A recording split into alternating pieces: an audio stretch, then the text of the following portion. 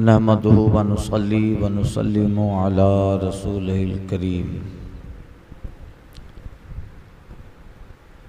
अम्मा बाद फ़अऊज़ु बिल्लाहि मिनश शैतानिर रजीम। बिस्मिल्लाहिर रहमानिर रहीम।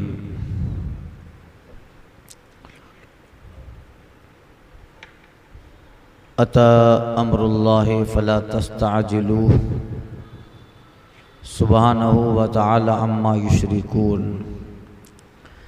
युनज़्ज़िलुल मलाइकता बिर्रूहि मिन अम्री अला मन यशाअु मिन इबादिहि अन अंज़िरू अन्नहु ला इलाहा इल्ला अना फत्तक़ूनी खलक़स समावाति वल अर्ज़ बिल हक़्क़ तआला अम्मा युशरिकून। खलक़ल इंसान मिन नुत्फ़तिन फ़इज़ा हुवा खसीमुम मुबीन।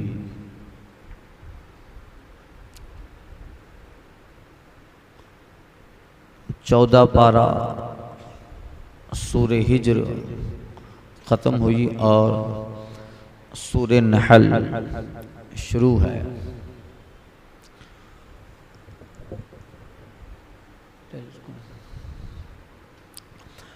सूरे नहल मक्कियतुन वहिया मैतुम व समानुन व इशरून आया। सूरे नहल मक्की है और इसमें 128 आयतें, सित्तुम अशरा रुकुअन और 16 रुकू हैं। सूरह हिज्र के ताल्लुक से पीछे बयान किया था,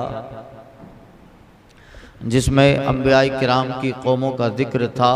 लूत अलैहिस्सलाम की कौम, कौम मदियन, शुएब अलैहिस्सलाम की कौम, असहाब ऐका बस्ती वाले, और उन पे जो अज़ाब इलाही आया। सूरह नहल कुरान मजीद की बड़ी सूरतों में एक है और इस सूरत में बहुत सारे टॉपिक मज़ामीन अल्लाह ताला ने बयान फरमाए हैं। ख़ासकर इसका जो इब्तदाई हिस्सा है वो क़यामत के सबूत पर है। इसकी जो इब्तदाई आयत है उसका शान नुज़ूल भी इसी तरह का है कि कुफ़ार मक्का के साथ उबई बिन खल्फ जो सरदार था काफिरों का, और वो मुनकिर क़यामत था, एक इंसानी हड्डी लेकर, इंसान या किसी जानवर की हड्डी लेकर बारगाह रिसालत में आया था और मोतरिज़ हुआ और कहा था कि क्या ऐ नबी सल्लल्लाहु अलैहि वसल्लम, आप जिस क़यामत का जिक्र कर रहे हैं कि इंसान दोबारा उठाए जाएंगे, तो ये कैसे मुमकिन है कि ये हड्डी जिस इंसान की है वो सल गड़ गया, तो फिर इस हड्डी को दोबारा कैसे इंसानी शक्ल दी जाएगी? अक्ल में आने वाली बात नहीं है। तो फिर सूरह नहल को नाजिल किया गया और उसमें अल्लाह ने फरमाया खलक़ल इंसान मिन नुत्फ़तिन फ़हुवा खसीमुम मुबीन। अल्लाह ने आदमी को एक नथरी बूंद से, नापाक कतरे से बनाया और हजरत इंसान से कहा गया गौर कर, फिक्र कर, दावत दी गई कयास करने की, गौर व फिक्र करने की कि जो अल्लाह ताला एक पानी के कतरे से इतना बड़ा इंसान बना सकता है, यकीनन वो इस हड्डियों को भी दोबारा गोश्त चढ़ा के शक्ल इंसानी दे सकता। कतरे से मुकम्मल इंसान बनाना आसान है या हड्डी से दोबारा इंसान बनाना आसान है? यकीनन हड्डी से दोबारा इंसान बनाना आसान है कि इंसान था और हड्डी है, एक पानी का कतरा जो पहले कुछ नहीं था उससे इतना बड़ा वजूद बना डाला। उसी से अक़दाब भी बनाए, अब्दाल भी बनाए, अगवास भी बनाए, उसी से गौस ख्वाजा भी बनाए, उसी से नमरूद फिरौन भी बनाए, शद्दाद अबू जहल भी बनाए, उसी से मोमिन भी बनाए, उसी एक कतरे से काफिर मुशरिक को भी बनाया, उसी एक कतरे से मुवहिद को भी बनाया, उसी एक कतरे से दहरिये को भी बनाया। तो इस आयत करीमा में ये सबूत दिया गया और कुदरत इलाही बयान है कि जो परवरदिगार बगैर किसी एग्जाम्पल सैंपल नमूना के इतना बड़ा आसमान और जमीन बना सकता है, उसके लिए इंसान बनाना आसान है। अब चूंकि रिवायत में हजरत अब्बास से है कि जब कुफार मक्का ने नुज़ूल अज़ाब और क़यामत का इनकार किया तो ये पहली आयतें उतरी, अता अमरुल्लाह फला तस्ताजिलू, अब आता है अल्लाह का हुक्म तो उसकी जल्दी न करो। ऐ बर्बादियों को मांगने वालों, जब सरकार सल्लल्लाहु अलैहि वसल्लम ने अगली कौमों के हालात बयान फरमाए जो सूरह हिज्र में गुजर चुके कि किस तरह हजरत शोएब अलैहिस्सलाम की कौम पर असहाब मदियन पर अजाब उतरा, कौम लूत को अल्लाह ताला ने फरिश्तों की जमात के साथ पकड़ के आबादी को पलट डाला और नूह अलैहिस्सलाम की कौम को एक जबरदस्त तूफान ने हिलाक कर दिया। तो ये अजाब इलाही थे, दुनिया के आखिरत का अजाब बाकी है। तो फरमाया गया जब ये सारी चीजें बयान हुई तो कुफार मक्का सरकार सल्लल्लाहु अलैहि वसल्लम की बारगाह में आकर कहते थे कि अच्छा ले आइए वो अजाब जिसका वादा करते हो। उन्हें अपनी दौलत पर, अपनी सरदारी पर, अपने असासे पर और जिस जमीन पे वो रहते थे उस जमीन पर, गुलामों पर, अपने बेशुमार खादिमों पर इतना बड़ा नाज था कि इन सारी चीज़ों का वो इनकार कर चुके। सब नहीं किए थे। कुफार मक्का में एक जमात ऐसी भी थी जो क़यामत को मानती थी, सूरह बकरा में वो ताल्लुक गुजर चुका है। तो कुछ लोग जो इस तरह के थे, जब बयान किया गया तो वो कहते थे कि अगर है तो ले आई अजाब इलाही, हम भी तो देखें जरा कि अजाब कैसे आता है, अगर कल आना है तो आज आ जाए। बेवकूफ़ी थी उनकी। तो फरमाया गया ऐ बर्बादियों, हिलाकतों को की जल्दबाजी करने वालों, कम अक्ल हो तुम लोग।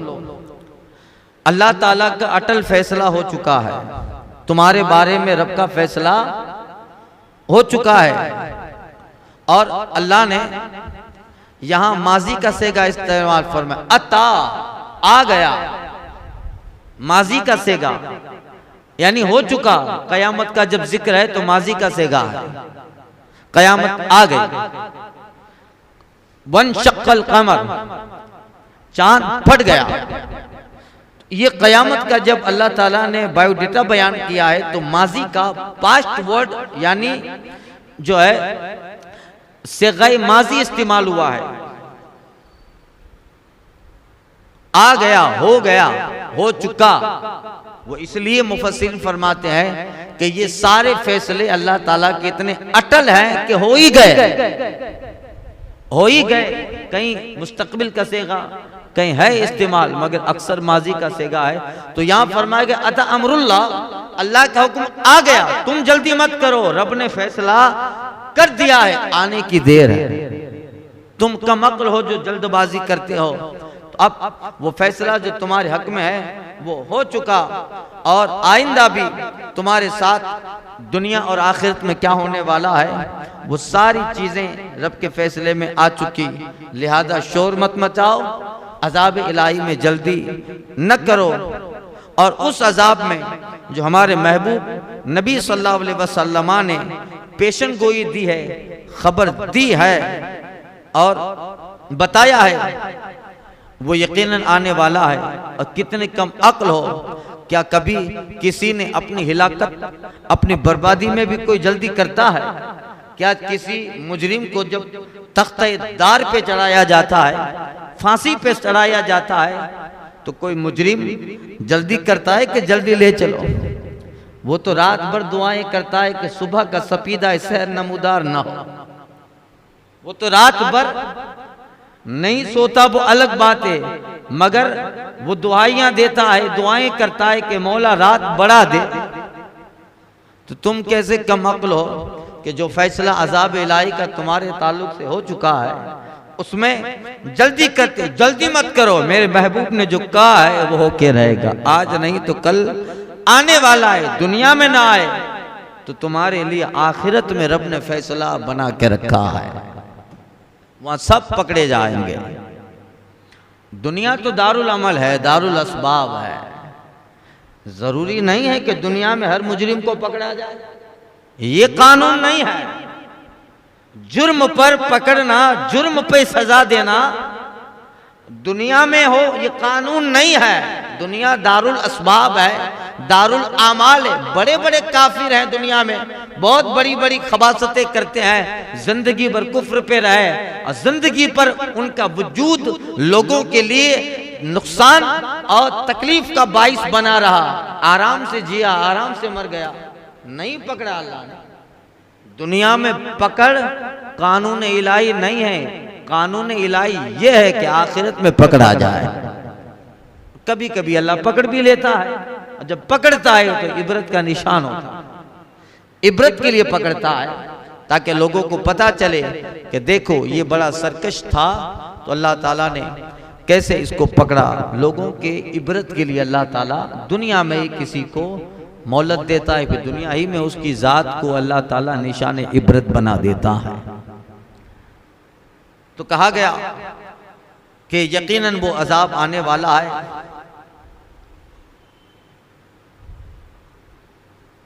अब फरमाया सुब्हानहू व तआला अम्मा युशरिकून, और पाकी और बरतरी है उसे उन शरीकों से। ये कुफारे मक्का सूरज को, चांद को और इन पत्थर के बने हुए बूतों को रब का शरीक कहते थे। उन्हें भी रब कहते थे, उन्हें भी खुदा कहते थे, इलाह कहते थे।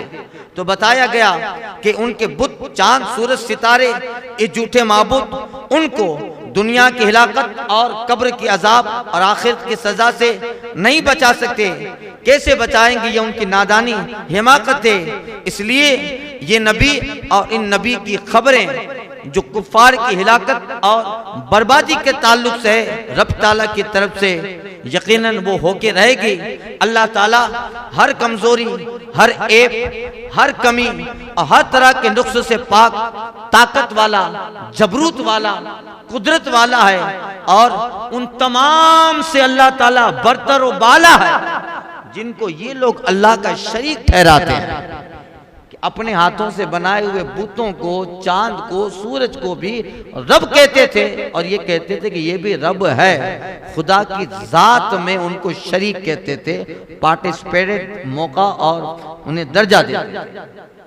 तो कहा वो रब जिन्हें तुम इन बूतों को जिस रब के साथ शरीक ठहराते, अम्मा व तआला अम्मा युशरिकून, वो बुलंद है, बाला है, ऊंचा है इन सारी चीजों। इन चीजों को रब से कोई ताल्लुक ही नहीं है। युनज़्ज़िलुल मलाइकता बिरूहि मिन अम्री अला मन यशाउ मिन इबादी। और सुन लो, हमारे नबी सल्लल्लाहु अलैहि वसल्लम ने जो खबरें दी हैं, आखिर ये कुफ्फारे मक्का अजाब में जल्दी क्यों करते थे? अच्छा ले आइए, इससे पहले भी हजरत दाऊद अलैहिस्सलाम को उनकी कौम ने कहा था, ऐ दाऊद बहुत जमाना हो गया समझाते समझाते, हम नहीं मानने वाले, इतने सालों से कहते हो अजाब आएगा, ले आइए। इसी तरह ये कुफ्फारे मक्का आखिर ये अजाब की जल्दी क्यों करते थे? फरमाया वो इसलिए कि वो हमारे हबीब सल्लल्लाहु अलैहि वसल्लम के नबी होने के मुनकिर थे, हुजूर के नबूवत के मुनकिर थे। और एतराज ये है कि अल्लाह ताला ने एक ऐसे आदमी को नबी बनाया। कुफारे मक्का का जो एतराज था, रसूल पाक पर अल्लाह ने ऐसे नबी को, ऐसे इंसान को नबी बनाया जो खानदानी एतबार से यतीम है, माली एतबार से गरीब है और कौमी एतबार से मक्का में किसी का सरदार भी नहीं है। क्या ये सरदारान मक्का, दौलत जिनके पास, सरदारी जिनके पास, खाना काबा की तौलियत जिनके पास और बेशुमार दुनिया में ऐश और इशरत के सामान इनके पास है, क्या रब को ये ना मिले कि कतीम मिला उसको नबी बना दिया मादअल्लाह? वो ये सारी चीजें ख्याल करते थे कि क्या हम नहीं थे, सरदारान मक्का नबूवत के काबिल न थे? अल्लाह ताला को अगर नबी बनाना ही था तो इतने बड़े बड़े लोग मक्का में थे, उन्हें नबी बनाता। जो कौम के सरदार है, दौलत है और जिसके पीछे पूरी कौम है, तो अगर इनमें से कोई एक नबी बनता तो उसकी पूरी कौम भी उन पे ईमान ले आती। यानी नबूवत को बेवकूफों ने दौलत पे तोला, नबूवत को कम अक्लों ने सरदारी पे तोला, नबूवत को इन लोगों ने अपने ऐश और इशरत और दुनियावी साजो सामान पर तोला। फरमाया गया अगर कहते थे हमें नबी बनाता ताकि हमारे मातहत लोग भी हमारी बात मानकर मोमिन हो जाते और किसी को आर भी ना होती, सारा मक्का हमारा है। ऐसे आदमी को नबी बनाया जो बचपन में ही जिनके वालिद का इंतकाल हो गया, जिनकी गुर्बत सारे मक्का वाले जानते हैं और जो कौम का सरदार भी नहीं है, कुरैश का एक इंसान है, माअज़ल्लाह। इस तरह तो वो कहते थे और वो कहते थे हमें आर महसूस होती है, हम अपने से छोटे को मान ले, अपने गुमान में वो छोटा कहते थे, हमें आर होती है कि हम इन्हें मान ले जो हमारी कौम से यतीम है, गरीब है और हमारी कौम से अभी आया है, हम उन्हें मान ले। सरदारी तो बाप दादाओं से हमारे अंदर चली आ रही है।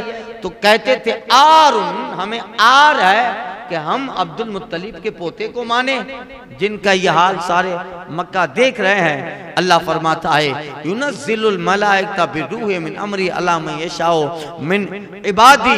अब उन्हें बताया गया तुम्हें समझ नहीं आती क्या, इतनी बात तुम्हारे अक्ल में नहीं आती? अल्लाह ताला नाजिल करता है बहुत ज्यादा मुअज़्ज़ज़ फरिश्ते को, रूह मलकूती, जाने लाहौती, वही इलाही, पैगाम रब्बानी के साथ अल्लाह ताला वो पैगाम जनाब जिब्रील, रूह से मुराद जिब्रील है, मुफस्सिरीन ने कहा है। जहाँ हजरत ईसा को रूह कहा गया है, रूहुल्लाह, वहाँ हजरत जिब्रील को भी रूह कहा गया है। तो हजरत जिब्रील है वो अंबियाए किराम पे अल्लाह का कानून लेके उतरते थे, पैगाम इलाही लेके आते थे। रब ताला जवाब दे रहा है उनको कि तुम इन सारी चीजों को कहते हो कि नबूवत मिले। अल्लाह ताला बेनियाज है, वो रब अपने रूह मुअज़्ज़ज़ फरिश्ते के साथ अपना पैगाम, अपनी वही और अपना रब्बानी कलाम देकर अपने बंदों में से जिसे चाहे अल्लाह ताला नवाजे और कलाम उस पे नाजिल फरमाए। युनज़्ज़िलुल मलाइका बिरूहि मिन अमरी अला मन यशाउ मिन इबादी। और ईमान की जान यानी वही लेकर अपने बंदों पर चाहता है, उतारता है। क्यों?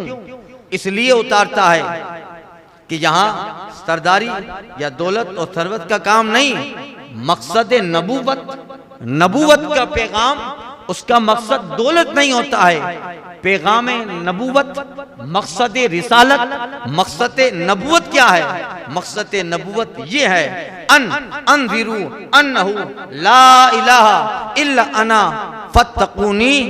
मकसद नबूवत ये है कि ऐ मेरे बंदो सुनो, मेरे सिवा किसी की बंदगी नहीं और मुझी से डरो। तो अब अल्लाह ताला उन रसूलों की जमात को भेजता है ताकि वह रसूलों की जमात गाफिलों को, सरकशों को, काफिरों को इस तरह से डराए, उन्हें समझाएं कि अहले शिर्क तो शिर्क करते फिरते हैं, लेकिन हकीकत यकीनिया तो ये है कि सुनो मेरे सिवा कोई माबूद नहीं, तो चाहिए हर हाल में मेरी बंदगी करो और हर लम्हा फत्तकूनी, मुझसे डरते रहो। नबूवत का मकसद तकवा है, अल्लाह का डर। मकसद क्या है? अल्लाह का डर है, यही नबूवत का मकसद है। तो फरमाया फत्तकूनी। तो अंबियाए किराम में अल्लाह जिसे चाहता है नबूवत के लिए मुंतखब कर लेता है, नबी बनाता है, और जिसे नबी बनाता है अल्लाह ताला, वो कौम का सबसे आला इंसान होता है। आप आदम अलैहिस्सलाम से लेकर जनाब ईसा अलैहिस्सलाम तक देखेंगे, जिनको अल्लाह ने नबी बनाया वो कौम में आला नस्ब में थे।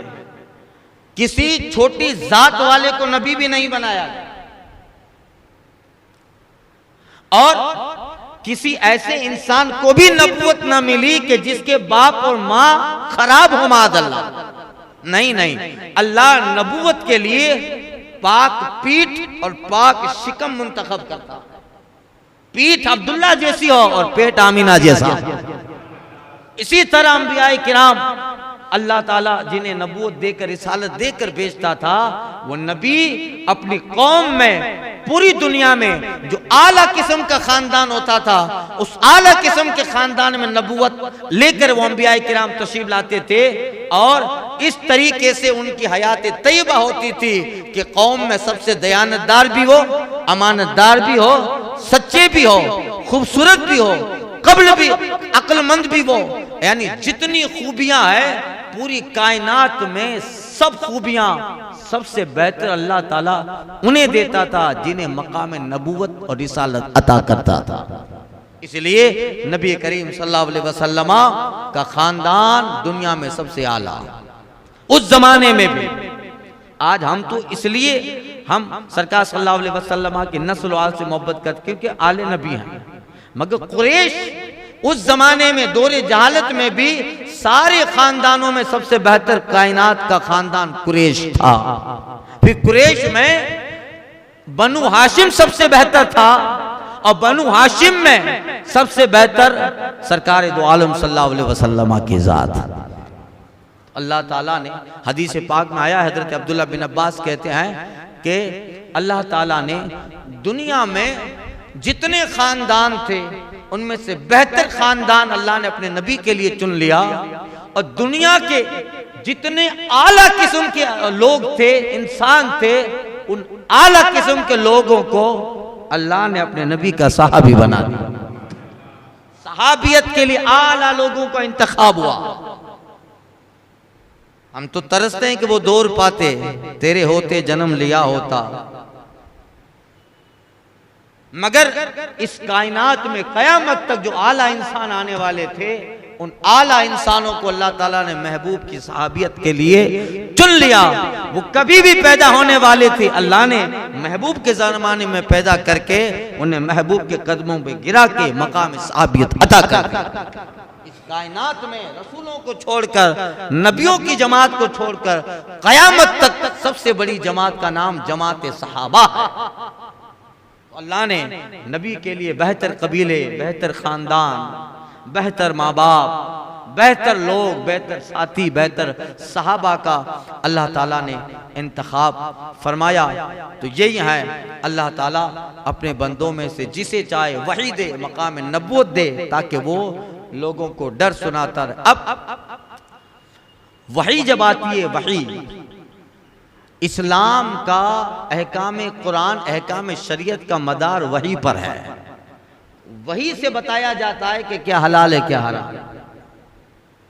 इसीलिए अल्लाह ताला ने हजरत जिब्रील जैसी जात जो सैयदुल मलाइका, सारे फरिश्ते मासूम हैं, मगर उनमें जो सैयदुल मलाइका है, रूहुल अमीन है, सिदरा नशी है, जुल कुव्वतिल मतीन है, जनाब जिब्रील का इंतखाब वही नबूवत लेके आते।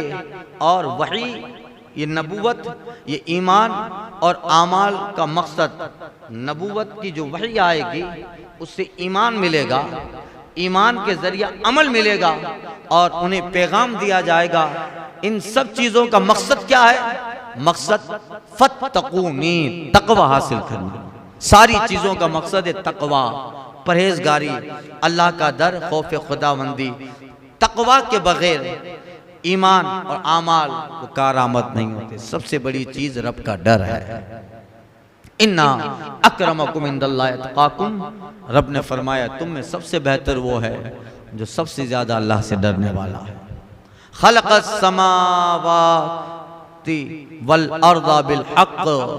अब ये लोग कहते थे कि अल्लाह ताला, वो उबई बिन खल्फ एक हड्डी लेके आया था, इसे अल्लाह ताला कैसे दोबारा इंसान बनाएगा, ये तो सल गड़ गई, इसके ऊपर जो गोश्त पोस्ट लगा था तब खत्म हो गया, इसे कैसे। तो दलीलें दी जा रही है, दो दलीलें यहाँ, फिर आगे कुछ दलीलें दी जा रही है। दलील जा रही है खलक़स समावाति वल अर्दा बिल हक़ ताला अम्मा युश्रिकून, यानी वही अल्लाह तबारक व तआला है कि जिसकी शान इलाहिया के लायक है, क्योंकि उसने पैदा किया है आसमानों को, जमीनों को ऐसी दुरुस्तगी के साथ, इतनी उम्दगी के साथ बनाया है कि आसमान और जमीन, उनकी सारी चीजें, शक्ल, सूरत, बनावट, मजबूती और तरीके कारकर्दगी में मुसलसल एक ही तरीका, इतनी उम्दगी और निहायतगी से अल्लाह ताला ने बनाया है कि जिससे हजारों फायदे हासिल होते हैं, और इतना अजीम बनाया है। अब दुनिया कुछ भी बना ले, दुनिया आसमान बना सकती है, दुनिया कुछ भी बना ले, दुनिया जमीन बना सकती है, अल्लाह अकबर, इतनी उम्दगी से बनाया है कि बगैर सुतून के अल्लाह ताला ने इतना जबरदस्त आसमान खड़ा कर दिया। हमसे 2000 फीट की एक छत बगैर पिलर के खड़ी नहीं होती है, उस रब ने खरबों किलोमीटर का आसमान बगैर सुतून के खड़ा कर दिया। कुरान में फरमाया, और तरौनहा, तुम देखते हो आसमान को, अल्लाह ताला ने बेगैर आमदिन, अल्लाह ताला ने बगैर उसके सुतून के, बगैर किसी खंबे के कायम किया। हाँ, हामिलाने अर्श, हामिलाने समावात, कुछ फरिश्ते हैं जो अल्लाह के हुक्म से आसमान को उठाए हुए, और जब से अल्लाह ताला ने बनाया वो फरिश्ते उसी ड्यूटी में है, हुक्म खुदाबंदी बजा रहे हैं। और फिर बनाया ही नहीं कि सिर्फ खूबसूरत दिखे, नहीं, इस जमीन और आसमान से हजारों फायदे लोगों तक पहुंचते रहें, और ये दोनों बिल हक, जमीन और आसमान हकानियत के साथ कायम है, न टूटे, न किसी पे पड़े, न फूटे, न तसाहुल, न तकाहुल उसके अंदर आए कि अब जमीन आसमान थोड़ी देर के लिए ये कहे कि बहुत जमानों तक मैं खड़ा हूं, अब मैं खड़ा रहना नहीं चाहता, अपने आप को समेट के कोने में सो जाए। नहीं नहीं, जो बनाया है, खरबों साल, हजारों साल हो गए, सूरज मशरिक से निकल के मगरिब में डूब जाता है, एक ही काम है, मशरिक से निकल के मगरिब में डूबे, किसी को फायदा हो नुकसान हो उसको कोई परवाह नहीं है, वो वक्त पे निकलता है, वक्त पे डूब जाता है। सालों साल, जमाने, सदियां, हजारों साल गुजर गए, कभी सूरज ने अपने काम से मुंह नहीं मोड़ा कि मौला हजारों साल से निकलते निकलते थक गया हूं, अब मैं जून के महीने में 14 तारीख को सुबह निकलना नहीं चाहता। अब सूरज निकलने से कह दे मौला आज मुझे छुट्टी चाहिए, ऐसा है? न चांद कभी ऐसा कहे कि आज मैं रात को निकलना नहीं चाहता हूं, न सितारा कहे कब मुझे छुप जाना है, बहुत जमाने हो गए रोशनी देते देते तुम्हें खूबसूरती और जीनत का नजारा करवाते करवाते। नहीं नहीं, जो पैदा किया है, जिसकी जो जिम्मेदारी है, वो मुसलसल कयामत तक बहुत आसानी के साथ अपनी जिम्मेदारी को हुस्न खूबी से हुक्म खुदाबंदी पे बजा रहे हैं। क्यों? ये सब हजरत इंसान के लिए, सिर्फ इंसान के लिए। अब इन्हें कहा गया जो परवरदिगार इतनी ताकतों और कुदरतों का मालिक है और जमीन और आसमान बनाए, हजारों फायदे जिसके साथ जुड़े हुए हैं, और न वो टूटे न फूटे, अल्लाह अकबर, हर चीज अपनी जबान हाल से गोया पुकार रही है, ताला अम्मा युश्रिकून, वो खाली के ताला बुलंदो बरतर है उन तमाम चीजों से जिनको ये काफिर अल्लाह का शरीक समझ बैठे हैं। इनमें तो कोई ताकत नहीं, ये मक्खी ना उठा सके, अपने नाक से उड़ा सके, ये एक कदम चल न सके। वो रब है जो निजाम कायनात चला रहा है। यही है। तो अब कहा गया कि तुम उस रब के मुकाबले में इनको लाए हो। नहीं नहीं, इनका रब का कोई जोड़ नहीं है। अल्लाह ताला इन सारी चीजों से पाके फरमाया खलक़ल इंसान मिन नुत्फ़तिन फ़इज़ा हुवा खसीबुम मुबीन। और वही रब है कि जिसने इंसान को एक नुत्फे से बनाया, तभी तो वो झगड़ालू है। यानी अल्लाह फरमाता है, ऐ लोगों, मैं इतनी ताकत और कुदरत का मालिक हूँ। देखिए इस इबारत में 4 दलीलें बयान हुई, क्योंकि क़यामत का इनकार करते थे, और कुछ दलीलें यहाँ कुछ दलीलें आगे बयान होगी। और बताया गया कि उस अल्लाह ने आसमान और ज़मीन को पैदा किया जिसमें ज़र्रा बराबर भी किसी का दखल नहीं। जब अल्लाह ताला की ज़ात है कि काम में कोई शरीक नहीं, तो उसकी ज़ात में कैसे शरीक होगा? अल्लाह के काम में कोई शरीक नहीं। अब कोई ऐसा है, अल्लाह ताला बारिश बरसाना चाहता है, कोई के मौला आज बारिश मत बरसा, कर बरसाना, ऐसा होता है? काम है रब ताला के जो अपने वक्त पे हो रहे हैं। सूरज निकल रहा है, कोई कहे ऐ मौला आज सूरज मत निकाल, कल निकालना। जब काम में रब का कोई शरीक नहीं है, तो जात में कैसे होगा? उसकी जात में कैसा हो? हाँ, बंदा दुआ कर सकता है, तो दुआ भी ऐसी हो जो मुमकिनात में से हो, तो दुआओं की लाज होती है। सरकार बगदाद चाहे दुआ करें तो न होने वाली बारिश हो जाए, वो एक अलग बात है, वो एक अलग बात है। हजरत ईसा अलैहिस्सलाम जा रहे हैं और किसी बुढ़िया के बेटे का जनाजा है, रोता देखा, माँ रो रही है, रहम आ गया, तेरी माँ रो रही, उठ जा, इतना कहना था मुर्दे में जान आ गया। ये दुआ है, ये एक अलग टॉपिक है। तो यही फरमाया गया कि जब काम में रब का कोई शरीक नहीं, तो शान में कैसे शरीक होगा? क्योंकि जमीन की चीजों में मिट्टी भी, पत्थर भी, धात की चीजें भी शामिल, और बुत भी, और आसमानी अशिया में चांद, सूरज, सितारे ये शामिल हैं। तो ये सारी मखलूक खुद किसी की मोहताज है, मुख्तार नहीं। तो वो जिसकी मोहताज है वो जात रब की है। दूसरी दलील, सारी मखलूक में सबसे ज्यादा कोई अहम मखलूक है तो वो इंसान। अल्लाह के 18,000 मखलूकात में सबसे बेहतर मखलूक इंसान है, और सबसे शरीर और सरकश भी इंसान है। सबसे बेहतर मकाम मनसब तो यह है कि करमना बनी आदम कहा गया। औलाद आदम के सर पे इज्जत का, करामत का ताज रखा है कि अल्लाह ने उसे हजरत इंसान बनाकर अपनी कुदरत की अजीम दलील दी है। और इसलिए इंसान अशरफ है कि नबुवत और रिसालत जैसी अजीम नेमती अल्लाह हजरत इंसान में रखता है, मर्द में रखता है, इंसानों में रखता है। तो सारी मखलूक में सबसे बेहतर भी इंसान, अल्लाह की कुदरत की गम्माजी करने वाली शय भी इंसान, और सब में सरकश भी इंसान है। बढ़ता है, आगे होता है, खुदा की इबादत, मार्फत, रियाजत, बंदगी करते करते करते करते इतना आगे हो जाता है कि ये आदम का बेटा फरिश्तों के सब में खड़ा हो जाता है। इतना आगे हुआ कि कोई अबू बकर बना, कोई उमर बिन खत्ताब बना, कोई अली बना, कोई उस्मान, इतने आगे हुए कि इसी जमाने में उमर बिन अब्दुल अजीज जैसे इंसान भी आए, जुनैद बगदादी, अबुल हसन खिरखानी, फुजैल बिन अयाद, ये सिद्दी सख्ती, ये सारे हजरत शेख अबू बकर शिबली जो वो हैं कि अगर मकाम मनसब देखो तो फरिश्तों के सब में खड़े हैं। अल्लाह अकबर। और घटता है इतना, जलील इतना होता है, सरकशी पे आता है, गुरूर पे आता है, घमंड पे आता है, और अना पे आता है। तो इस कदर इंसानियत के दरवाजों को तोड़ मोड़ के हुदूद इंसानियत से निकलकर इस कदर काम कार्य बद का शिकार होता है कि शैतान भी कोने में बैठ के शर्मा रहा होता है कि ये इंसान है, ये औलाद आदम है, क्योंकि शैतान ने आदम को देखा है। इतना घटता है कि फिर वो फिरौन बना, शद्दाद बना, अबू जहल। सबसे आला भी मखलूकात खुदाबंदी में इंसान है, और सबसे सरकस भी इंसान है। उसको भी अल्लाह ताला ने एक नुत्फे से बनाया, एक पानी का कतरा। कुदरत तो देखो अल्लाह ताला की, अल्लाह अकबर।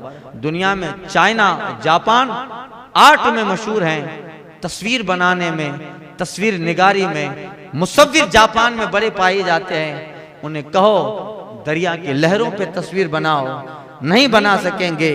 पानी की मौजों में हवा का झोंका आएगा, तस्वीर बिखर के रह जाएगी। मगर वो रब है, इतने से कतरे बूंद से इतना अजीम इंसान बना देता है कि हर आने वाला पिछले इंसान से अलग है। कोई जुड़वा भी बनाता है तो उसमें भी कई डिफरेंसेस रखता है। हमको लगे कि जुड़वा है, बाप अंधेरे में पहचान लेगा बड़ा ये है छोटा ये है। यही है कुदरती इलाही।